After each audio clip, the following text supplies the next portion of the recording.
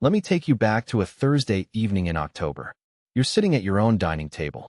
The one you built, literally built, from reclaimed oak, 20 years ago when your daughter was 4 and your wife said she wanted something with character. Your daughter's visiting from Raleigh. She's 24 now. You made her favorite, chicken parmesan, your mother's recipe. Garlic bread's still warm. The kitchen smells like home. Your wife walks in from her car. Thursdays. That's her therapy night.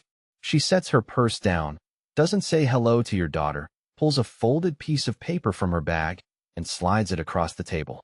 It's printed, formatted, bullet points. The heading reads, Behavioral changes required for continued cohabitation. 12 items. Number 3. Cease making household decisions without prior discussion and approval. Number 7. Acknowledge your role as the primary source of emotional distress in this household. Number 11. Attend individual therapy to address patterns of emotional withholding as identified by Dr. Renee Marsh. Your daughter looks at you, then at her mother, then back at you. Your wife takes a piece of garlic bread from the basket. Dr. Marsh suggested I present this in a neutral setting, she says. With a witness. She meant your daughter. She brought a printed list of your failures to dinner and turned your own child into a courtroom witness. That was my kitchen, my table. My daughter Abby staring at me with her fork frozen halfway to her mouth. My name is Frank Calloway, 56 years old. I run a landscape architecture firm in Charlotte, North Carolina. I've been with Diane for 29 years, married for 27. And that Thursday was the night I understood that my wife hadn't been going to therapy. She'd been going to War College. Here's the thing, Diane wasn't always like this. Not even close. When I met her, she was teaching 4th grade in Myers Park. Diane Kessler, shortest person in any room and the loudest laugh you ever heard. She used to leave little notes in my truck, drawings of trees because I was always talking about landscapes. Stupid, beautiful things I kept in a shoebox for 20 years. We built everything together.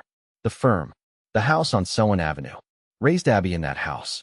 I remember Diane sitting on the porch swing nursing Abby while I was laying pavers in the backyard. She looked over and said, "You know what I love about you? You build things that last." I carried that sentence for decades. 3 years ago, her mother died. Pancreatic cancer. Fast and merciless. Diane was wrecked, and she should have been. She and her mom were close in a way I always admired. I held her through it. Cooked. Handled the arrangements. Did what you do. Then she found Dr. Renee Marsh. At first, it was good. Diane started sleeping again. Processing grief. I was relieved. Take all the time you need, I told her. And I meant every word. What I didn't notice, not for months, was that the language changed. Frank, you're deflecting. That's a trauma response, Frank. Dr. Marsh says my need for space is valid, and you need to honor that. Suddenly, every disagreement had a clinical label. If I raised my voice, even slightly, I was escalating. If I went quiet, I was stonewalling. If I brought flowers, I was love-bombing. If I didn't bring them, I was emotionally withholding. There was no right answer. Every move I made had already been diagnosed. And then came the list. I sat at that table looking at 12 bullet points about everything wrong with me. And something happened I can't fully explain. I didn't get angry. I didn't argue. I felt something drain out of me. Like someone pulled a plug at the bottom of my chest, and everything I'd been holding just ran out onto the floor. Abby pushed her chair back. "Mom, this is insane." Diane didn't flinch. "Dr. Marsh warned me you might resist the process." "I'm not resisting a process, Mom. I'm watching you hand Dad an ultimatum over chicken parmesan." Diane turned to Abby with this patient, sad expression, the kind you'd give a child who doesn't understand. "Sweetheart, you don't have the full picture. Your father has patterns that—" "Stop," I said. One word. Both of them went quiet. "Diane, I'll read your list." I folded the paper, put it in my shirt pocket, went back to eating. That night, I slept in the guest room. Not because she asked me to, because I couldn't lie next to someone who'd just handed me a document about everything wrong with me and called it healing. I sat on the edge of that guest bed for a long time. The hallway light was off. I could hear Diane on the phone in our bedroom, her voice low and steady, the particular tone she uses with Dr. Marsh. He didn't react the way you said he would. He just went quiet. Pause. No, he didn't argue. He didn't defend himself at all. Longer pause. So that's worse. The fact that he didn't fight back means he's— She closed the door. I couldn't hear the rest. But I'd heard enough. Whatever I did, fight, stay silent, comply, resist, it was all evidence. Every response was a symptom. The diagnosis was already written before I walked through the door. Friday morning, I made coffee, set hers on the counter the way I'd done for 27 years. She came downstairs, looked at the coffee, looked at me. Dr. Marsh says acts of service can be a form of control. I took my coffee to the truck, sat there, engine off. 10 minutes. My hands weren't shaking, they were just heavy, like they didn't belong to me anymore. I called Glenn. Not a strategy, not a move. I just needed to hear someone who didn't think I was a case study. Glenn Whitaker has been my closest friend since our daughters were in the same preschool class. He listened for 20 minutes without interrupting. Then he said one thing. Frank, she's not in therapy. She's being coached. That sentence sat in my stomach like a stone. Over the next 2 weeks, I tried. I want you to understand that. I tried to meet her halfway. I read the list. All 12 items. I went to individual therapy, a guy named Dr. Patterson, who within one session said, "These aren't boundary requests. These are compliance demands." There's a difference. Monday evening, after dinner, I tried to talk. Can we talk? Without labels. Without diagnoses. Just us. She tilted her head. That tilt. Like she was observing a specimen. Frank, I'm not sure you have the emotional vocabulary for the conversation I need. I've been with you for 27 years, Diane. I think I've earned a conversation. Dr. Marsh says tenure in a relationship doesn't equal emotional competence. I nodded, got up, washed my plate, went to the guest room. That was the last time I asked. What happened next? I need you to understand. This wasn't strategy. I didn't read a playbook. I just stopped. Not to punish her. Because I didn't have anything left to give. Monday, 1 coffee. Just mine. Tuesday, she told me about a school board event. That's nice, I said. Went back to my drafting table. Wednesday, dinner with Glenn. Didn't mention it. Since when do you go out on weeknights? She asked when I came home. Since tonight. Thursday, her therapy night. I was already in the guest room. Door closed. Light off. Friday, she suggested Mimosa Grill. I think we need to reconnect. I told her I was meeting a client. I wasn't. The next week, the temperature dropped. Monday, she walked past me in the hallway like I was furniture. Didn't speak at dinner. Sat on the far end of the couch reading a book with her back angled away from me. Ice. Pure ice. Tuesday, she left a printed article on the bathroom counter. The title, When Your Partner Withdraws, Recognizing Emotional Abuse in Long-Term Marriages. She'd highlighted a passage. I didn't read it. Wednesday, anger. She was waiting in the kitchen when I came home from work. This is what you want. To just exist in the same house like strangers. I'm right here, Diane. What would you like to talk about? Don't do that. Don't turn this around on me. Dr. Marsh says your calm is a weapon. My calm is a weapon. You use it to make me feel crazy. I looked at her. For a long time. You can't diagnose someone out of loving you, Diane. But you can make them stop trying. She opened her mouth. Closed it. Left the room. Thursday, therapy night. She came home agitated. Slammed her purse on the counter. Dr. Marsh says you're exhibiting classic disengagement. She wants you to know that your refusal to attend sessions will be noted. Noted by who? She didn't answer. Friday morning. She was in the shower, and her phone buzzed on the nightstand. I wasn't snooping. I was walking past the open bedroom door. The notification was from Dr. Marsh. A text. All I saw before the screen went dark was, Phase 3, reintroduce warmth. He should be destabilized enough now to. The screen went dark. I kept walking. Phase 3. Destabilized enough. By Saturday, something shifted. She made breakfast. Pancakes. The kind she used to make on Sunday mornings when Abby was small. Set a plate in front of me. Touched my shoulder. Her voice went soft. I think we should do the work together, Frank. I called Dr. Marsh. She can see us both next Thursday. Here's where the story turns. Because I looked at Diane in that kitchen, flour on her apron, that tentative half-smile, and for a second I saw her. The real her. The woman who left notes in my truck. The woman who said I build things that last. And I thought, maybe the therapy went sideways and this breakfast is her way back. Maybe I'm the one being rigid. Maybe she really wants to fix this. I said yes. Thursday came. We drove together to Dr. Marsh's office, a converted Victorian in Dilworth. Leather chairs. Essential oil diffuser on the desk. Soft music. Everything designed to make you feel safe while someone takes you apart. Dr. Renee Marsh was mid-40s. deliberate calm. Every sentence built like a door that only opens one way. Frank, thank you for being open to this process. Diane has done tremendous work. I want to honor that by creating space for you to hear some things that might feel uncomfortable.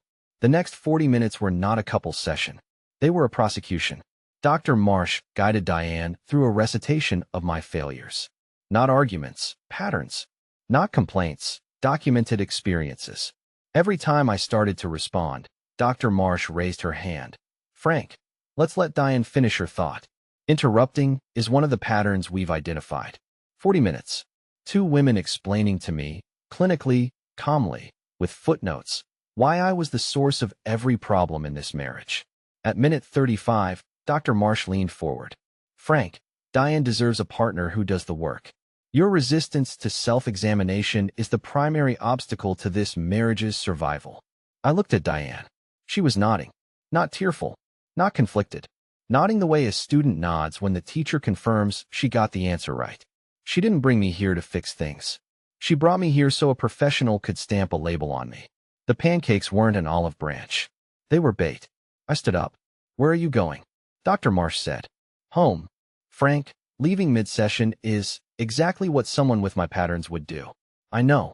I walked out. Diane didn't follow me. I think Dr. Marsh told her not to. That's the kind of session it was. Every move choreographed, including the ones I'd make on my way out. Sat in my truck in that parking lot. Engine off. Hands on the wheel. I watched the light change in the Victorian windows. I could see them still sitting in there. Two silhouettes, heads tilted toward each other. Probably discussing what my departure revealed about my attachment style. I wasn't angry. Anger I could have worked with. I was hollow. Diane came out 20 minutes later. Got in the car. We drove home in silence.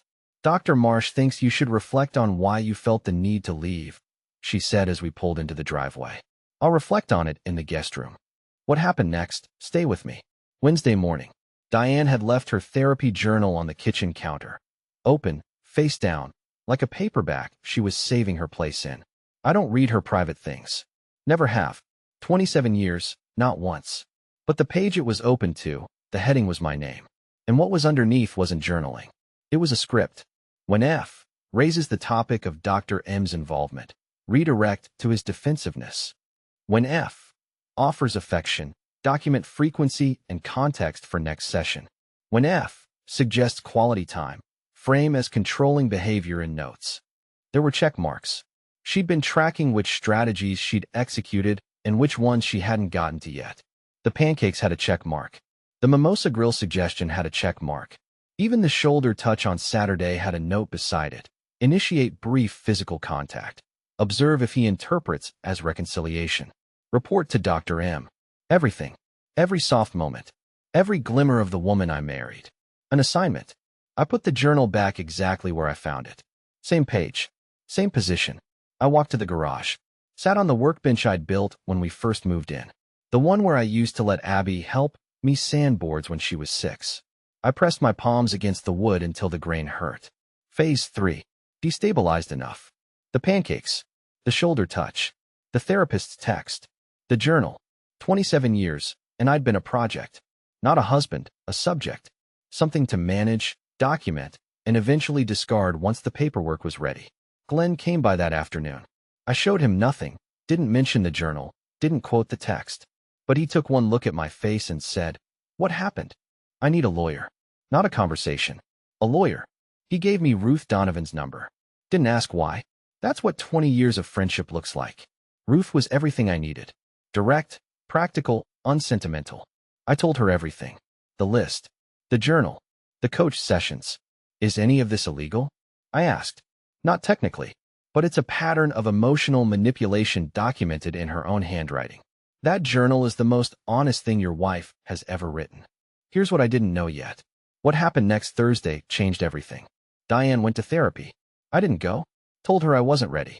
She nodded, patient, understanding. Take the time you need, Frank, she said. Words I'd said to her 3 years ago when her mother died. Same words. Different weapon. While she was gone, Trish called. Patricia Novak. Diane's older sister. We'd always gotten along. The quiet, steady kind of bond you build over decades of holidays and birthday dinners. Her voice was careful, like someone choosing every word before letting it go. Frank, I need to tell you something. Just listen before you react. Okay. Diane called me last month. She was drinking, which she never does. She told me Dr. Marsh advised her to begin divorce proceedings 6 months ago. 6 months. She said Dr. Marsh told her the marriage was beyond repair and she needed to build a case for emotional abuse to protect herself in court. I sat down. The kitchen tilted. The list, I said. Documentation. Dr. Marsh coached her to present demands she knew you'd refuse. Then log your resistance as evidence of controlling behavior. The therapy journal. A case file. For her attorney. She has an attorney? Since April, Frank. April. 6 months ago. While I was setting her coffee on the counter every morning. While I was reading her 12 bullet points and trying to become whatever she needed me to be. While I was sitting in Dr. Marsh's office being told I was the disease, Diane already had a lawyer building a case against me. Everything I'd been living through wasn't a marriage in crisis. It was evidence being manufactured. I want you to understand what that feels like. 27 years of patience reframed as avoidance. Every quiet evening cataloged as emotional absence. Your love, diagnosed as control.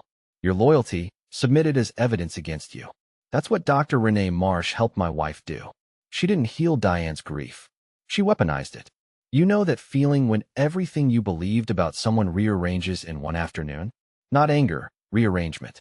Like looking at a house you lived in your whole life and seeing the studs are rotten. The walls are the same. The paint's the same. But the structure behind it, gone. That's what I felt sitting in my kitchen with the phone still warm in my hand. 27 years rearranged. Saturday morning. Diane was at Trish's, or so she said. I packed 2 suitcases. My drafting supplies. The shoebox of notes she'd left in my truck 25 years ago. I kept those. I left one note on the kitchen counter, right next to her therapy journal. You told Dr. Marsh I was emotionally unavailable. You were right. I'm making myself completely unavailable. My lawyer will be in touch. Monday. Ruth filed the papers. Diane called me 11 times that day. I didn't answer. She texted, Frank, running from this is exactly the avoidance Dr. Marsh identified. This proves everything she said. I replied once. You wanted a partner who does the work. Here's the paperwork. Tuesday she showed up at my office. First time in 3 years she'd come to the firm. She was crying. Real tears, I think. After the journal, I couldn't tell anymore. Frank, please. We can fix this. I'll find a different therapist.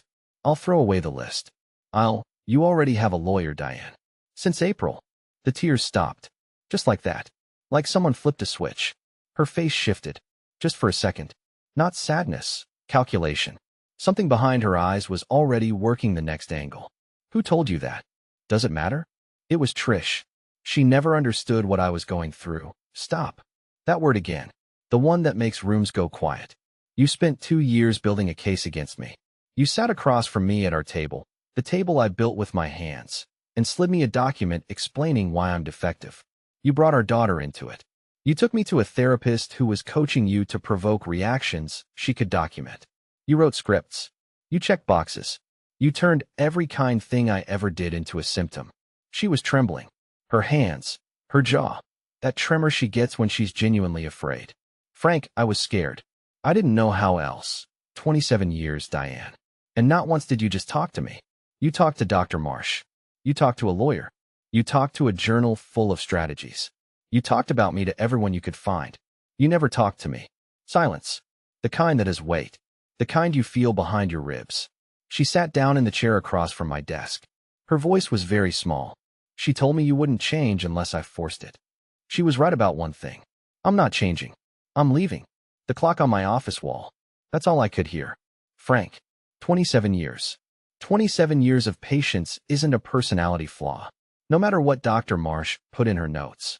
She stood up, walked to the door, turned around one more time. You were never supposed to find the journal. I know.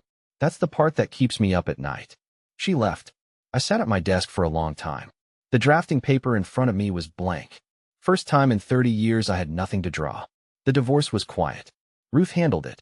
Diane's attorney tried submitting the emotional abuse documentation, the list, the journal entries, the therapy notes. The judge reviewed Diane's journal, the one with check marks next to manipulation tactics, and asked her attorney one question. Counselor, is your client presenting evidence of her husband's behavior or a manual for her own? That was December. By February, I had an apartment on East Boulevard. Small, clean, a drafting table by the window where the morning light comes in just right. I made coffee every morning. 1 cup. Abby came by every other weekend. She didn't say much about her mother, and I didn't ask. One Sunday, she was helping me hang shelves, and she stopped, level in her hand, and looked at me. Dad, you know she's still seeing Dr. Marsh. I know. You think she'll ever get it? That's between her and her therapist. Abby almost smiled. That's the most dad answer of all time. Glenn told me something in March. He'd run into Trish at a charity event. Trish mentioned Diane had finally asked Dr. Marsh the question she'd been circling for months. Why didn't it work? And Dr. Marsh, this woman who'd spent 2 years coaching my wife to take apart her own marriage, said, sometimes the patient outgrows the treatment. She meant me. She meant I'd outgrown Diane's ability to manage me. But here's what I think she really meant. Even if she'd never admit it out loud, sometimes the treatment was the disease. Last week, I was at my drafting table, working on a project in Plaza Midwood. Big yard.